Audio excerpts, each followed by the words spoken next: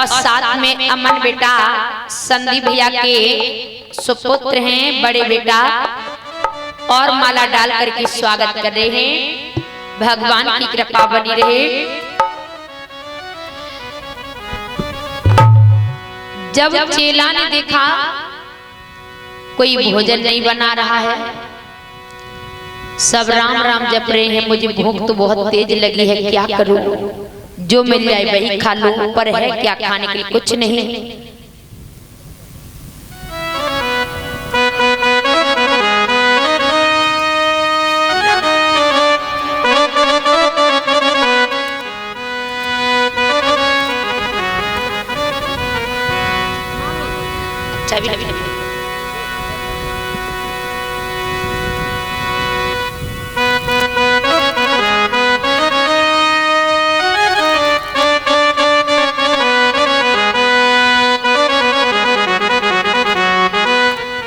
और साथ में श्याम सुंदर की मामी माला डाल करके स्वागत कर रही हैं। और साथ में भैया जी प्रसाद ले लो। साथ में संदीप भैया प्रॉपर्टी डीलर ग्राम बरबट और भैया माला डाल करके स्वागत कर रहे हैं। साथ में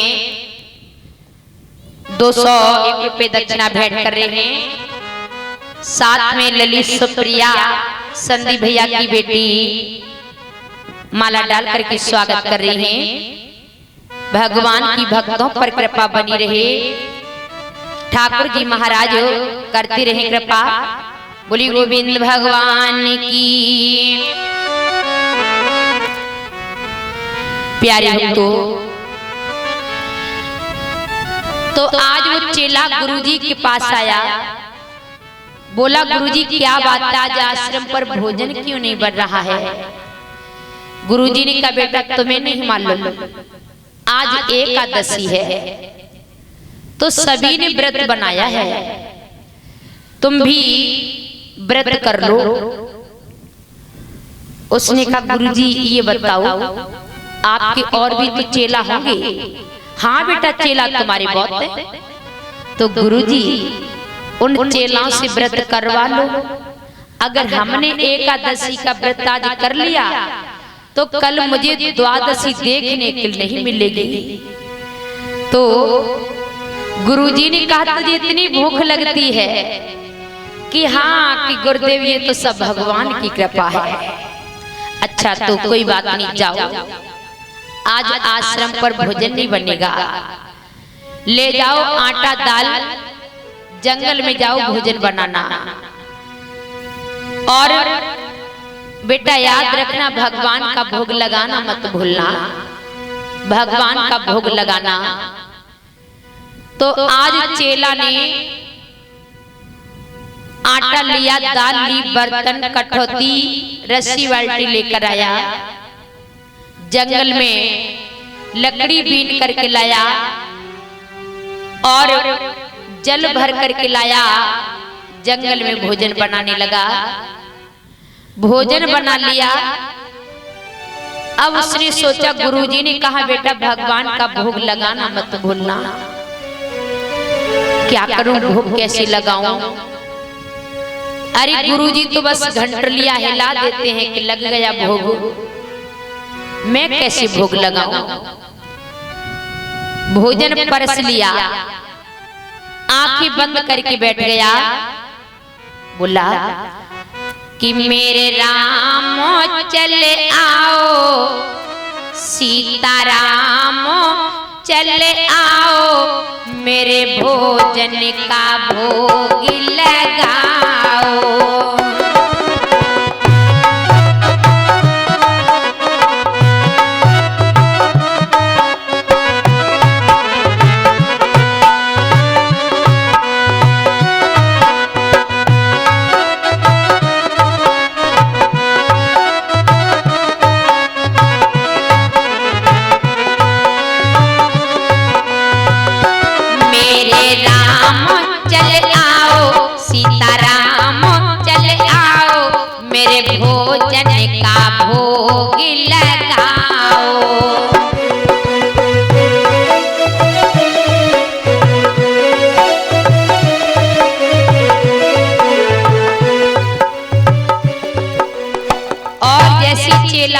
आंखें खोली, देखा भोजन तो वैसा ही रखा है, भगवान भोजन पाने नहीं आए। अब मुझे मालूम नहीं कैसे भोग लगेगा। गुरुजी ने तो कह दिया कि भोग लगाना मत भूलना, मैं भोग लगा रही, तो गुरुजी आ नहीं रहे। गुरुजी न जाने कैसे भोग लगाते, समझ में नहीं आता है, क्या करूं। तो फिर उसने आंखें बंद कर ली, कहा प्रभु ये मंदिर नहीं ये जंगल है, ये मंदिर नहीं ये जंगल है कि आचमनी अरे धान आरती यहाँ यही मेहमानी।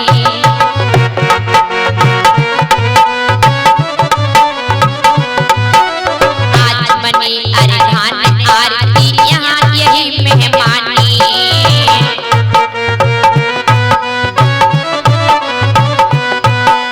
रूखी सूखी हाँ प्रेम से पियो नदी को पानी, मेरे राम चल आओ सीता राम चल आओ, मेरे भोजन का भोग लगाओ।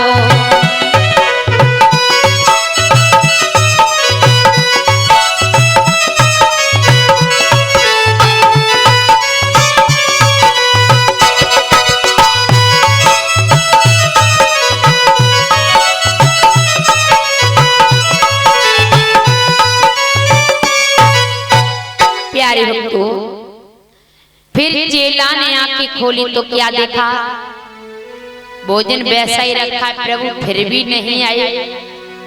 अरे प्रभु मैंने कितनी बार कहा ये मंदिर नहीं ये जंगल है, भोग कैसे लगाऊं, आचमनी घंटी यहाँ कुछ नहीं है, और यहाँ तो नदी का पानी पीना पड़ेगा। जल्दी आओ, मुझे बहुत तेज से भूख लगी है, आप जल्दी भोग लगा लो, फिर मैं बाद में भोजन पाऊं।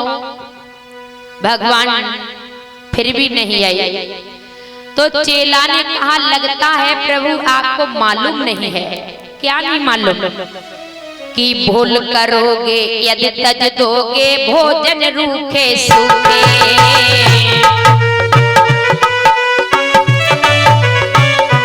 चेला कह रहा है प्रभु भूल करोगे यदि तज दोगे भोजन रूखे सूखे।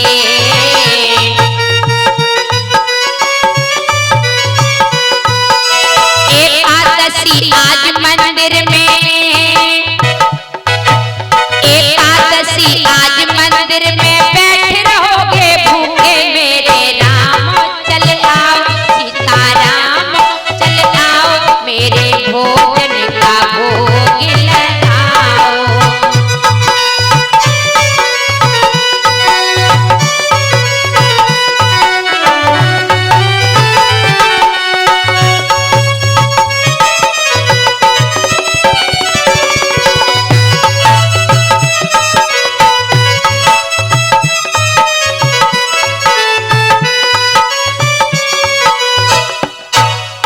तो भैया जैसी कहा कि भूल करोगे यदि तज दोगे भोजन रूखे सूखे। प्रभु मंदिर में कुछ मिलने वाला नहीं है। एकादशी आज मंदिर में, एकादशी का सबने व्रत किया मंदिर में, जो तुम मंदिर के चक्कर में बैठे हो प्रभु। एकादशी आज मंदिर में बैठे रहोगे भूखे, इसलिए प्रभु जल्दी आओ कि मेरे राम चल आओ, सीता राम चल आओ, मेरे भोजन का भोग लगाओ। जैसा रूखा सूखा है प्रभु जल्दी आओ और भोग लगाओ, मुझे बहुत तेज भूख लगी है। भगवान श्री राम माता जानकी के साथ में दौड़े चले आई। अरे भैया अब तो गुरुजी ने कहा चेला को बहुत देर होगी, जंगल में गए अभी तक नहीं आया, चलो देख कर आएंगे और टहल भी आएंगे जंगल में। गुरुजी ने अपने चेलाओं को साथ लिया, चलने लगे। आए और ढैया भगवान को भोजन कराता था। जैसी भगवान ने भोजन कर लिया, खड़े हुए प्रभु, तब तक गुरुजी आ गए। कहा बेटा चेला कहाँ हो? चेला ने कहा ये रहे गुरुजी। अच्छा क्या कर रहे हो? हम भगवान को भोजन करा रहे हैं। भगवान को भोजन करा रहे हो, कहाँ है भगवान? के गुरुजी ये खड़े भगवान और साथ में भैया जी 101 रुपये दक्षिणा भेंट कर रहे हैं। प्रभु की कृपा बनी रहे। ये खड़े हैं भगवान, गुरुजी देखो ना। तो गुरुजी ने कहा बेटा मुझे तो दिखाई नहीं दे रहे, मुझे तो केवल तू ही दिखाई दे रहा है और कोई है ही नहीं जो दिखाई दे।